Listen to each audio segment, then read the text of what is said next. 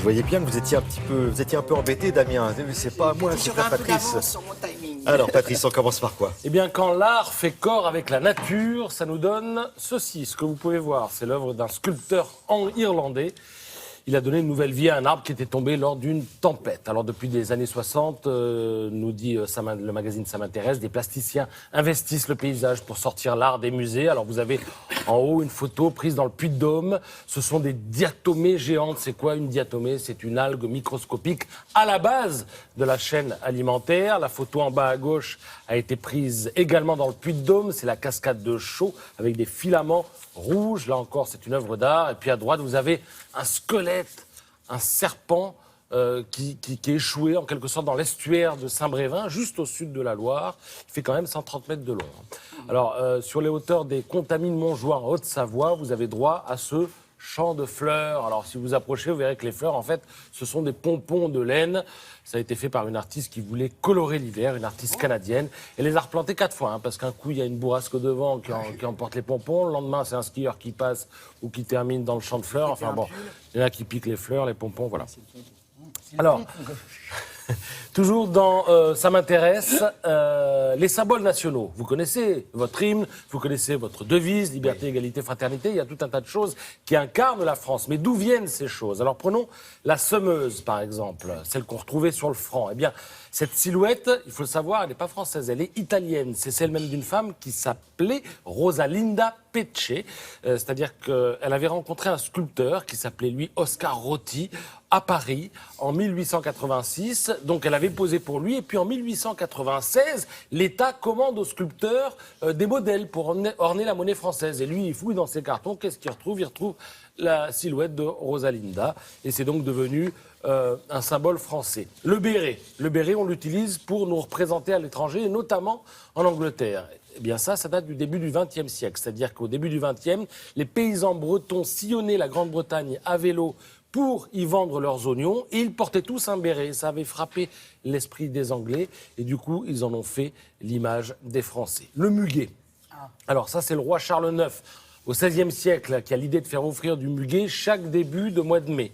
Et l'idée est restée, et d'ailleurs, s'il reste quelque chose de pétainiste en France, c'est bien ça, puisque Pétain a associé le brin de muguet au 1er mai en 1941. Le coq, alors le coq, Gallus en latin, ça veut dire à la fois coq, et ça veut dire aussi gaulois.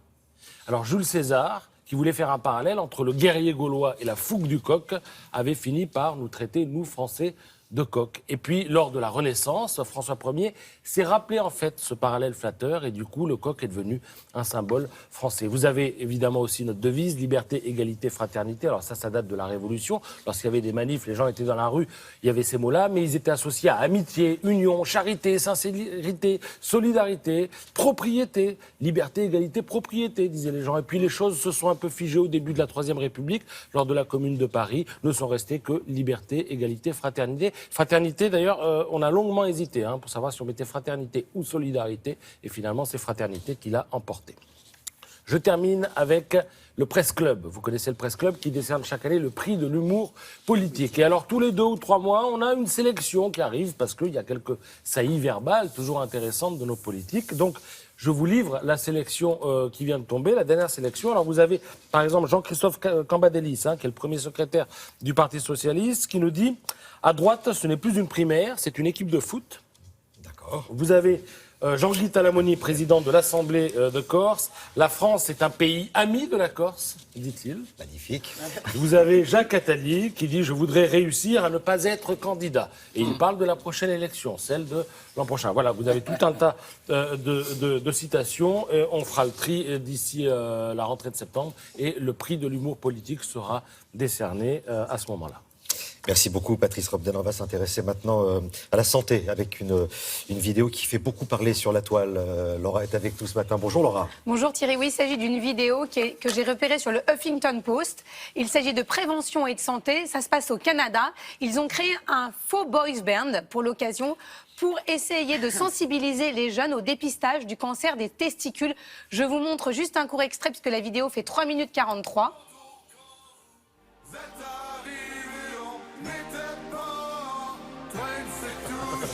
Qu'est-ce qui se passe? Simplement en train d'observer si nos testicules